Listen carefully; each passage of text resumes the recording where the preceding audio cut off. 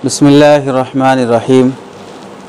एक साथी का तीसरा सवाल ये था कि बैंक में मुलाजमत करने वाले की दावत कबूल करना और उसका हदिया तोहफ़ा कबूल करना शरअन दुरुस्त है या नहीं है। इस सिलसिले में पहली बात देखिए कि जिस आदमी की आमदनी पूरी की पूरी हराम की है, चाहे वो बैंक के ज़रिए से हराम की हो या कोई और ज़रिया आमदनी का है लेकिन हराम का है पूरा का पूरा, तो ऐसी सूरत में उसकी आमदनी से दावत कबूल करना, हदिया तोहफ़ा कबूल करना नाजायज़ और हराम है। दूसरी सूरत है कि अगर किसी आदमी की आमदनी पूरी हराम की है लेकिन दावत के लिए जो पैसा वो ख़र्च कर रहा है वो उस हराम आमदनी का नहीं है। मसलन उसे कहीं से तोहफ़े में आया है, उसे प्रॉपर्टी वरासत में मिली है या वो उसे किसी से वो कर्ज़ा लिया है, तो इस तरह हलाल तरीक़े से कुछ पैसा उसके पास आया है, उसमें से वो दावत करा रहा है। तो इस सूरत में अगरचे कि उसकी आमदनी हराम की है लेकिन दावत जो करा रहा है, खिला रहा है, वो हलाल पैसे से खिला रहा है और खाने वाले को यकीन से मालूम भी है कि ये दावत जो की जा रही है ये फ़लाँ हलाल रकम से है, तो फिर ये दावत कबूल करना जायज़ है। तीसरी सूरत ये है कि अगर किसी आदमी के पास हलाल रकम भी है, हराम रकम भी है, दोनों पैसे हैं, आमदनी हलाल की भी है, आमदनी हराम की भी है, और वो बंदा हलाल आमदनी का हिसाब अलग रखता है, हराम इनकम का हिसाब अलग रखता है, दोनों हिसाबात अलग अलग हैं, और जो दावत करा रहा है वो हलाल इनकम से करा रहा है, दावत खाने वाले के सामने ये सराहत है या उसे इस बात का यकीन से इल्म है, तो इस सूरत में भी दावत कबूल करना जायज़ है। चौथी सूरत ये है कि अगर बैंक का मुलाजिम या कोई भी हराम इनकम वाला जिसकी इनकम हलाल की भी है, हराम की भी है, और दोनों आमदनियों को वो जुदा जुदा अलग अलग करके हिसाबात नहीं रखता बल्कि सब मिला देता है, तो ऐसी सूरत में ज़्यादा आमदनी और ज़्यादा इनकम उसका कौन सा है? हराम का है तो फिर इस सूरत में उसकी दावत कबूल करना हराम है। अगर उसकी ज़्यादा आमदनी और ज़्यादा इनकम हलाल के ज़रिए से है तो फिर उसकी दावत कबूल करना जायज़ है। ये तफसील रहेगी बैंक में मुलाजमत करने वाले या किसी भी तरह के हराम आमदनी वाले की दावत कबूल करने के बारे में।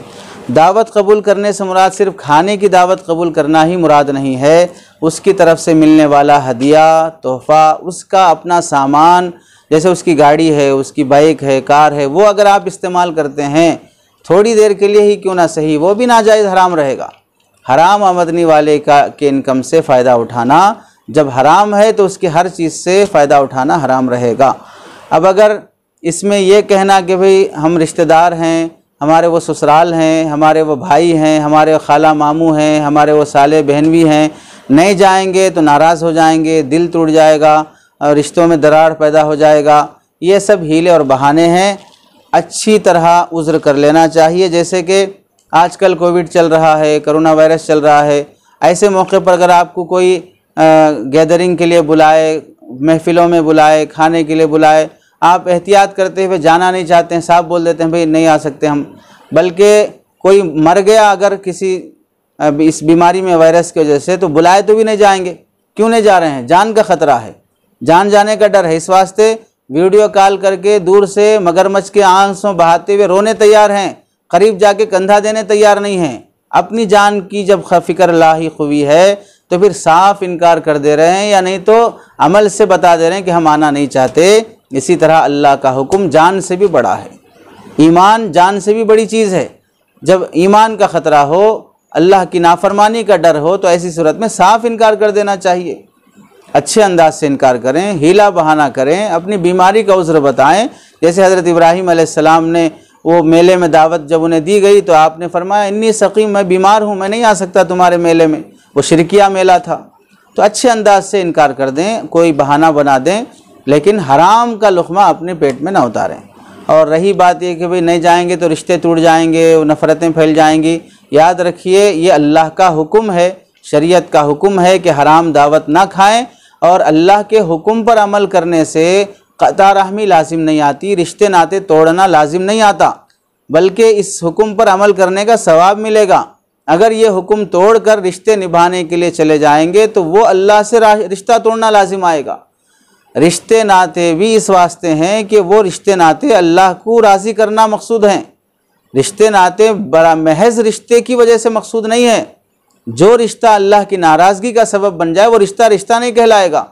हज़रत नूह अलैहिस्सलाम का अपने बेटे से रिश्ता है, लेकिन वो नाराज़गी का सबब बन रहा है तो रिश्ता रिश्ता नहीं रहा।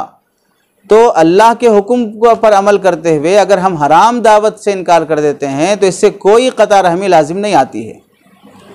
इस वास्ते हराम दावतों में शरीक ना हो, और उन लोगों से भी दरख्वास्त है जिनकी ज़्यादा इनकम हराम की है वो उससे तौबा करें, हलाल की कोशिश करें और अपना हराम का लुक़मा ख़ुद भी खाने से बचें, अपनी औलाद को भी बचाएं और दूसरों को भी इस गुनाह में या इस नहूसत के माल में मुब्तला होने से महफूज रखें।